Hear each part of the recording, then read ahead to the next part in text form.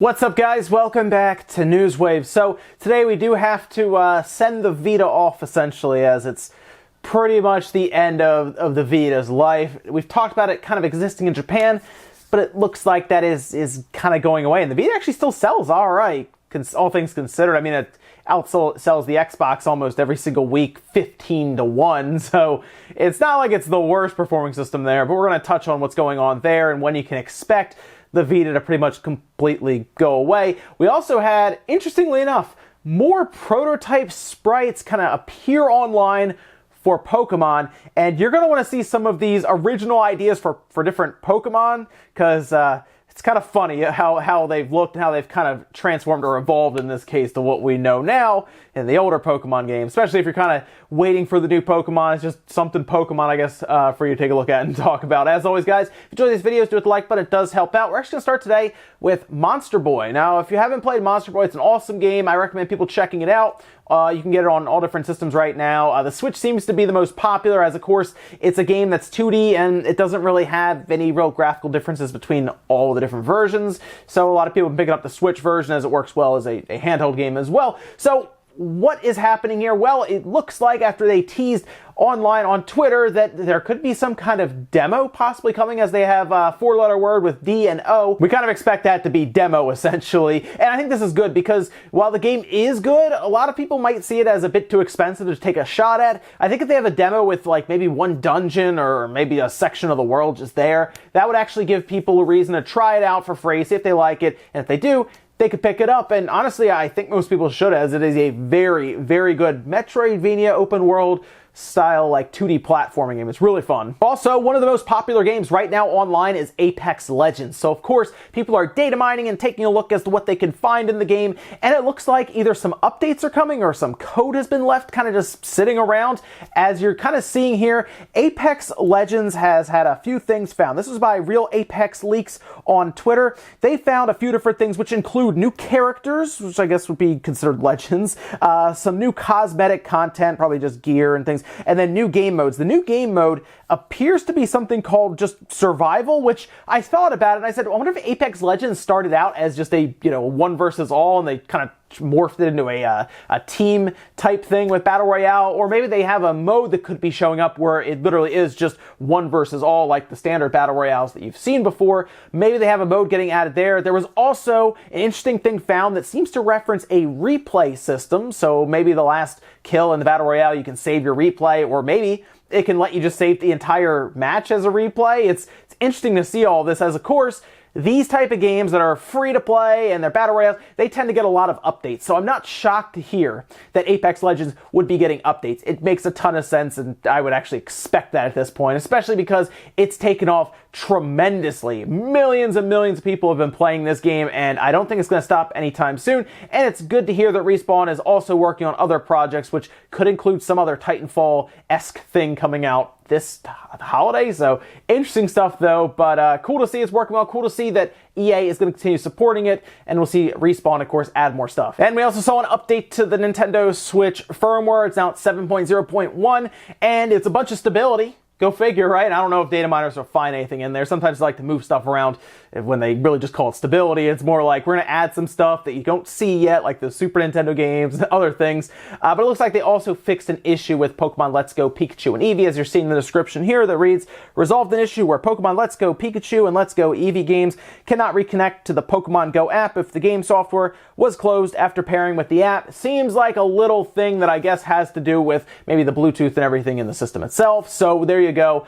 Just a little update, that 0.0.1 stability, and then an update for Pokemon Let's Go. But you never know what else could be hiding in there. I'm sure some people are already looking through it, but most likely, I'm going to say that this is seriously one of those like tiny updates. And with some of the quick news out of the way, let's get into the bigger stuff. We're actually going to start with a video card. The GTX 1660 Ti has been hinted at, it's been teased, it's been rumored, we've even had it kind of priced out at this point, and a lot of people expect it to be announced and even released. February 22nd is seemingly when you'll see that kind of show up, so that'll be kind of cool to see that. But it seems like benchmarks have leaked out and we at least know how fast it is and where it's going to kind of sit into the marketplace at a apparent $279 price tag, which is about mid-range. That's kind of where the 1060 is basically now. You're actually seeing the leaked benchmarks here, and this is for Final Fantasy 15, and you can actually see the 1660 Ti sitting just below the GTX Titan X. That is the Maxwell variant,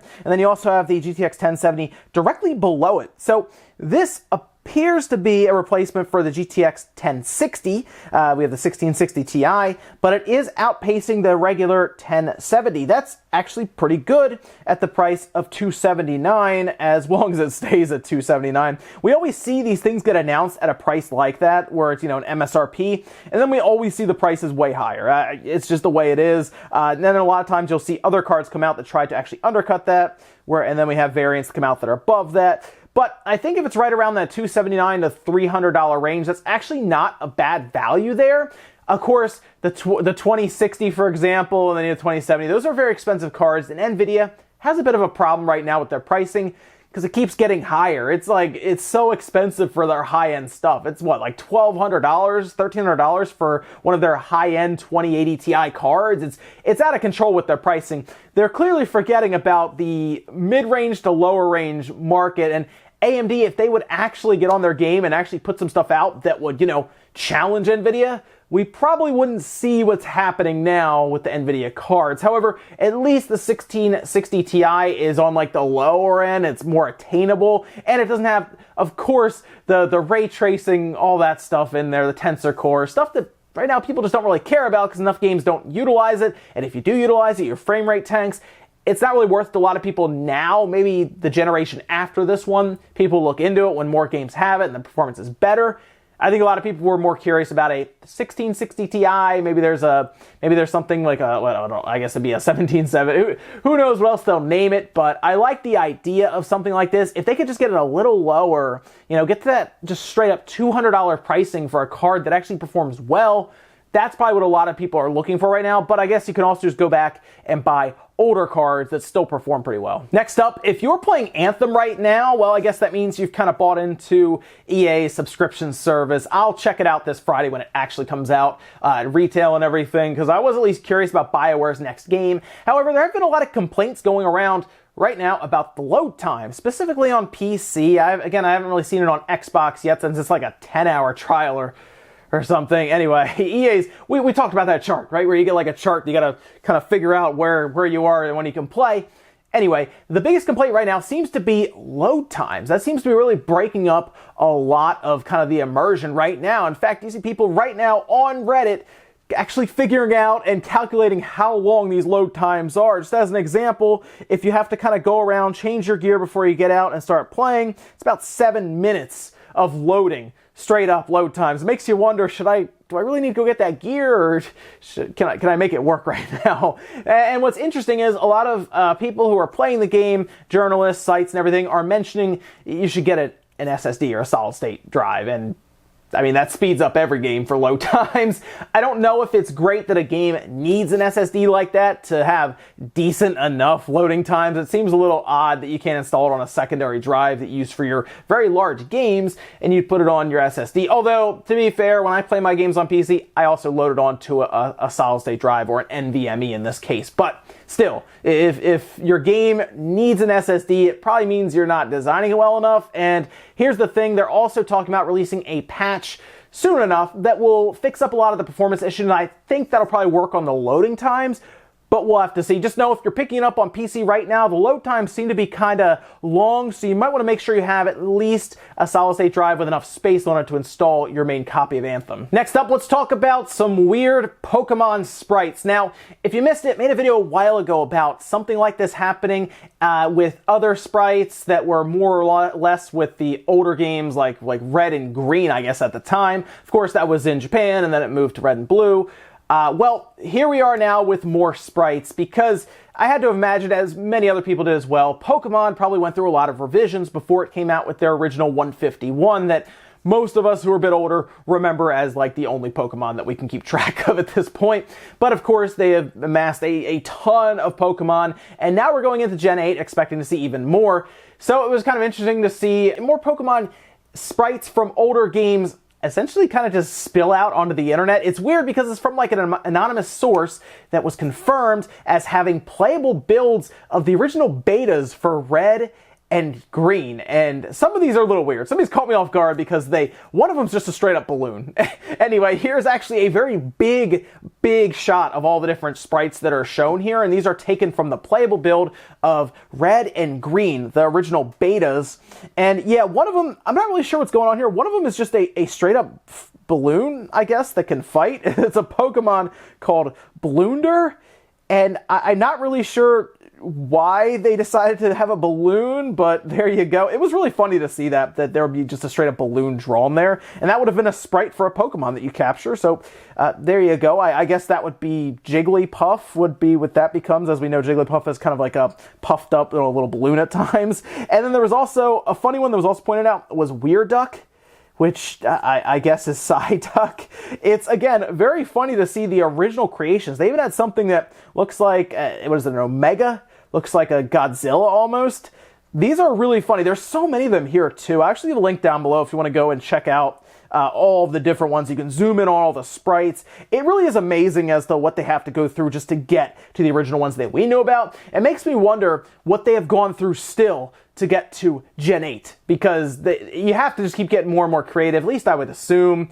We've seen them take furniture and make that into Pokemon at this point. There's a whole chandelier, right? So we'll see what Gen 8 has to bring to us, which we kind of expect to hear about before E3. So I guess in the next 3 months or so, we'll probably hear about at least preliminary bits of info for the next Pokemon game. And then, of course, it'll be at E3. And then there's the push into the holidays. So interesting stuff there. Go check it out if you're curious about what Pokemon was before what we knew it was in the late 90s. And our last bit of news, let's talk about the Vita. Of course, a lot of people know what the Vita is. It came out back in, 2011, and it was pretty much the competitor to the 3DS. It came out, it was more powerful, it was a very sleek-looking device, had an OLED display and everything, but it never caught on, and Sony quickly forgot about the thing. You could attribute it to all kinds of stuff, whether it's poor support in terms of games compared to the 3DS, that of course had things like Pokemon and Fire Emblem, and of course it had Mario, and the list just goes on and on and on. It got a Metroid game. So the 3DS was stacked with games. The Vita,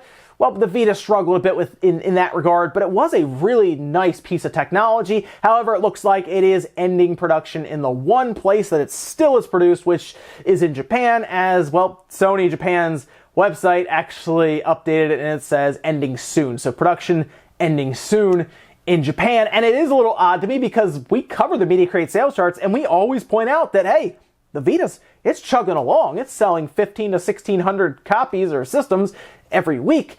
I guess Sony realizes, well, there's really not much coming out for it anymore. There's no reason to keep spending money to produce these things, especially since they're going into the next gen where they're going to have to produce PS5s.